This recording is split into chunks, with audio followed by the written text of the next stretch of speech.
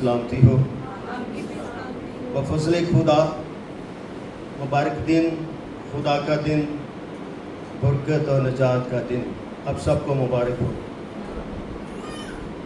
یوں تو ہم دنیا کے دنوں کو بہت خوشی کے ساتھ سیلیبریٹ کرتے ہیں اور خدا کے دنوں کو ویسے اہمیت نہیں دیتے جو ہمیں دینے کے لیے خدا نے خلق کیا ہے، بنایا ہے، زندگی دی، سانسیں دی ہیں، قد دیا ہے، آنکھیں دی ہیں، دماغ دیا ہے۔ آج شام عید سعود کے اوپر بات کرنا چاہتے ہیں۔ یسوع مسیح کا آسمان پر اٹھایا جانا،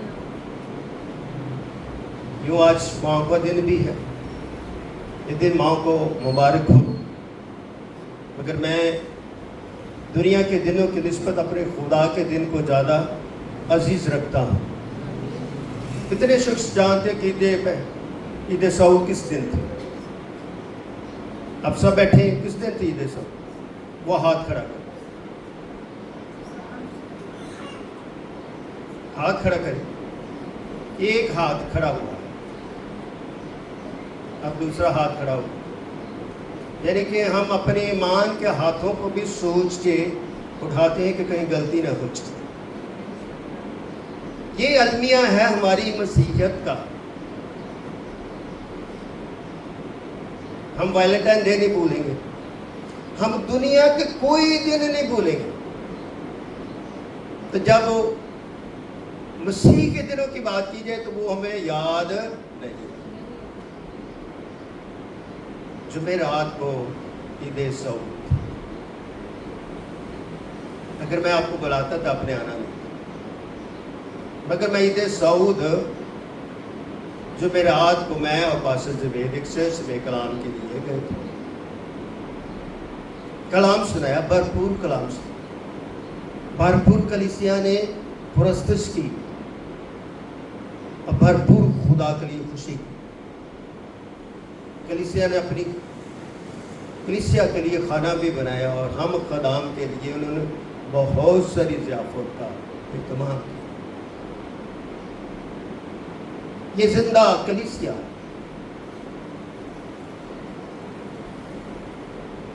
ایک پرستش روحانی ہوتی ہے اور ایک پرستش جسمانی ہوتی ہے۔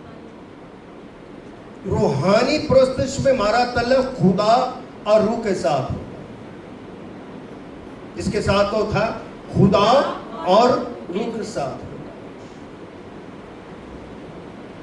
اور جسمانی پرستش میں ہم بدن کی ترقی کے خواہش مند ہوتے ہیں۔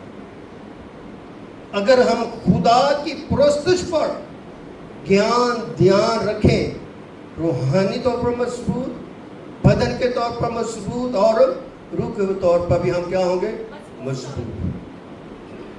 چرچ کلیسیا کو اس طرح مضبوط کرنا چاہتا کہ کلیسیا کلام کو جانے، کلیسیا کلام کو سمجھے، کلیسیا کلام مجسم یسوع المسیح کو سمجھے، اسے معاذ مریم کا بیٹا نہ سمجھے، اسے معاذ معجزات کرنے والا نہ سمجھے، بعض اسے قبر پر زندہ ہونے والا نہ سمجھے، اسے خدا سمجھے۔ کیا سمجھے؟ اسے خدا سمجھے اور اس کی الہی شخصیت پر ایمان رکھے، توقع رکھے، خداوند آپ کو برکت دے۔ میں ڈاکٹر نہیں، میں خدا کا شاگرد ہوں۔ میرے اندر ایک جنون ہوتا ہے خدمت کا۔ میں کل سارا دن اسی بات پر سوچتا رہا، گاتا رہا، کلام کے بارے میں، پرستش کے بارے میں، دعا کے بارے میں، بپتسمے کے بارے میں اور کلیسیا کی ترقی کے بارے میں۔ میری مسز، میرے بچے کہتے پاپا اپنے آپ کو ریسٹ بھی دیا تھا۔ میں کہ زندگی جب تک مسیح کی ہے تب تک مسیح کے بارے میں سوچنا چاہیے۔ اس لیے میرے خدا کا آسمان پر اٹھایا جانا دین مسیحیت کے لیے نہیں، عالم کل کے لیے گواہی. دنیا میں اور بھی لوگ اٹھائے گئے. جب ہم عام فہم بات کرتے ہیں ویکیپیڈیا کے مطابق تب لکھا ہے 8 لوگ اٹھائے گئے، مگر 3 ایسے شخص ہیں جن کی ہمیں کلید گواہی ملتی ہے. پیدائش 5 باب اس کی 22ویں آیت کو پڑھو تو ہنوک کے بارے میں ہمیں ملتا ہے. آمین. پھر مرد مجاہد ایلیا کے بارے میں دوسرا سلاطین اس کے دوسرے باب کو پڑھے تو اس کے جی اٹھنے کے بارے میں ہمیں، آسمان پر اٹھائے جانے کے بارے میں ہمیں جانکاری ملتی. پھر الیشا نبی کے بارے میں دوسرا سلاطین دوسرا باب اس کی 11ویں آیت کو پڑھے تو ہمیں اس کے بارے میں جانکاری ملتی. یہ 3 شخص ایسے ہیں جو آسمان پر زندہ اٹھائے گئے، اور آسمان پر اٹھائے گئے اور کہاں پہنچے؟ جب اس جگہ پر پہنچے جہاں پر میرا مسیح مولود مقدس کلام ازلی یسوع المسیح پہنچے. کیونکہ کلام ہمیں سکھاتا ہے. بس انہوں نے جمع ہو کر اس سے یہ پوچھا کہ اے خداوند کیا تو اسی وقت اسرائیل کو کیا کرے گا؟ بادشاہی پھر عطا کرے گا. جنہوں نے پوچھا؟ شاگردوں، یسوع کے طالبوں نے، یسوع کے حواریوں نے یسوع مسیح سے سوال کیا. بادشاہی موجود ہے اسرائیل پر، حکمرانی موجود ہے، مگر شاگرد یسوع سے یہ سوال کرتے ہیں. ایک عجیب سوال ہے.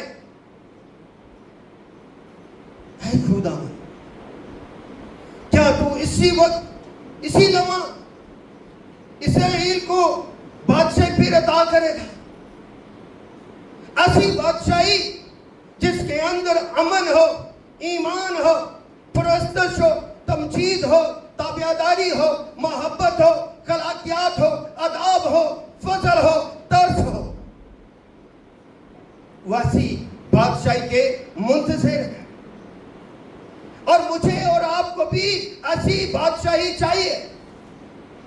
ایسی بادشاہی کے منتظر ہیں. اسی بادشاہی کے ہم گواہی دے رہے ہیں کہ یسوع آنے والا ہے. پہلا ظہور اور دوسرا ظہور. پہلا ظہور جو ہے وہ تجسم کی صورت میں، دوسرا ظہور جلالی صورت میں ہوگا. تو میرے مسیحا نے کیا کہا؟ ان سے کہا ان وقتوں اور میعادوں کا جاننا جنہیں باپ نے اپنے اختیار میں رکھا. مسیح نے ایک واسع کلی پیغام زندگی کے کلام کو جو ان تک یہاں کر دیا. ان وقتوں میعادوں کا کیا لکھا ہے؟ جاننا جنہیں باپ نے اپنے اختیار میں رکھا. کچھ باتیں باپ کے اختیار میں ہیں، کچھ کام باپ کے اختیار میں ہیں، اور کچھ کام بیٹے کے اختیار میں ہیں. مسیح نے، بیٹے نے، کلام مجسم نے، یسوع المسیح جو صلیب پر مرے اور پھر کو قبر کو اور ان کی لاش کو قبر میں رکھا گیا، اور کلام مقدس کے مطابق وہ تیسرے دن زندہ ہوئے. کس حالت میں؟ جلالی بدن کیا. ابھی وہ بدن جو ہے کسی کی قید میں نہیں ہے. آخری لمحات ہیں یسوع مسیح کے آسمان پہنچ جانے. 40 دن پورے ہو چکے ہیں. کسی کو معلوم نہیں ہے کیا ہونے والا ہے، کیا ہوگا. مگر شاگردوں کے اوپر یہ بات مکاشفہ کے طور پر عیاں کی. انہوں نے سوال کیا بادشاہی کا، نئی زندگی کا، نئی مخلوق کا، نئے امن کا. میرے مسیح نے واسع پیغام دے دیا کہ ان میعادوں وقتوں کا جانا کیا ہے جنہیں باپ نے اپنے اختیار میں رکھا، یعنی کہ اپنے پاس رکھا ہے. ہم تو دنیا کا خدا کے اختیار بھی اپنے پاس رکھتے ہیں،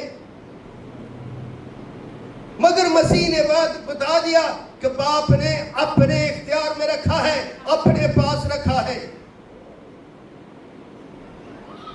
ये तुम्हारा काम नहीं। यानी बातों को जानना समझना तुम्हारा काम नहीं है। जिन बातों को मैं नहीं जानता वो बात खुदा ने अपने पास रखी, मगर यीशु ने एक कलाम किया, यीशु ने एक नई बरकत दी, यीशु ने एक नई उम्मीद दी, यीशु ने उनकी जिंदगी को एक नया क्या दर्जा दिया, नई डायरेक्शन दे दी, नई राह तयन कर दी। कभी हम अपनी जिंदगी की राह तयन करते हैं, हम तो ऐसे बादशाह बने फिरते हैं सीना तान के चलते फिरते आते हैं, वक्त का पता नहीं। अगर आपको वक्त का नहीं पता तो आपको वक्त के बादशाह का पता होगा।